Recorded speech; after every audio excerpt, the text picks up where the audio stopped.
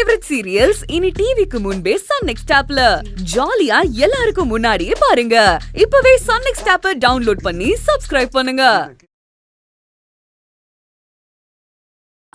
என்ன விஷயம் அங்கிள்? தப்பா நினைச்சுக்க மாட்டியே?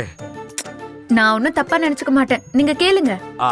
அது பெங்களூர்ல இந்த ஸ்வெட்டர்லாம் ரொம்ப சீப்பா கிடைக்குமாமே, எனக்கு ஒன்னு வாங்கிட்டு வர முடியுமா? ஸ்வெட்டர் தானே? என்ன கலர் உங்களுக்கு மேட்ச் ஆகும்னு சொல்லுங்க, நான் அந்த கலரா பார்த்து வாங்கிட்டு வரேன். அது நீ தப்பா புரிஞ்சுக்கிட்டு இருக்கமா. இது வெளியில போடுற ஸ்வெட்டர் இல்ல, உள்ள போடுற ஸ்வெட்டரு. அது நல்ல குளிர் தாங்கும்.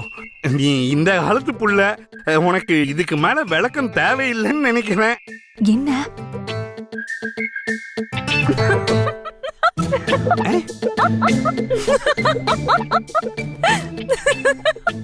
நர்மதா, என்னம்மா சிரிப்பு சத்தம்லாம் கேக்குது?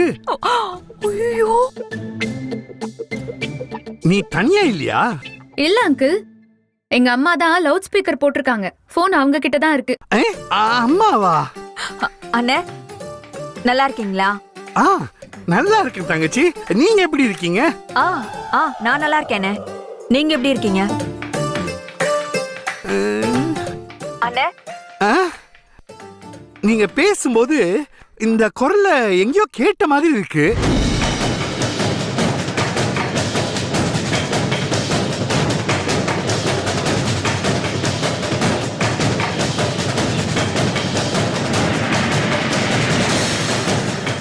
அண்ணே, என் குரலை எங்கனே நீங்க கேட்டிருப்பீங்க? நான் இருக்கிறது பெங்களூர்ல, நீங்க இருக்கிறது அங்க. அண்ணே, சொல்றேனேன்னு தப்பா நினைச்சுக்காதீங்க. இப்படி குடிச்சு குடிச்சு உடம்பு கெடுத்துக்காதீங்க, அதை விட்டு தொலைய வேண்டியதானே. நானும் அப்படிதாமா ஒவ்வொரு நாள் காலையிலயும் நினைக்கிறேன் இந்த கர்மத்தை தொடவே கூடாதுன்னு. ஆனா சாயந்தரம் ஆனா என்னாலேயே என்ன கட்டுப்படுத்த முடியலையே. முதல்ல அத நான் பிடிச்சிருந்தேன், இப்போ அது என்ன பிடிச்சுக்கிட்டு விட மாட்டேங்குதே.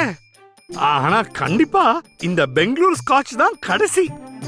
சரி, அங்க எல்லாரும் நல்லா இருக்காங்களா? பொண்ணுக்கு கல்யாணம் நடந்துச்சுன்னு நர்மதா சொன்னா. ஆமாம்மா, இப்பதான் நடந்துச்சு. மாப்பிள்ள நர்மதாவுக்கு ரொம்ப க்ளோஸ். அப்படியா? ஆமா, சிஸ்டர் சிஸ்டர்னு நர்மதா கிட்ட எப்பவுமே பேசிக்கிட்டு இருப்பாரு. கிட்டத்தட்ட சொந்த அண்ணன் மாதிரி நர்மதாவை பாத்துக்கிட்டாரு. ஓ, மாப்பிள்ள பேர் என்னன்னு?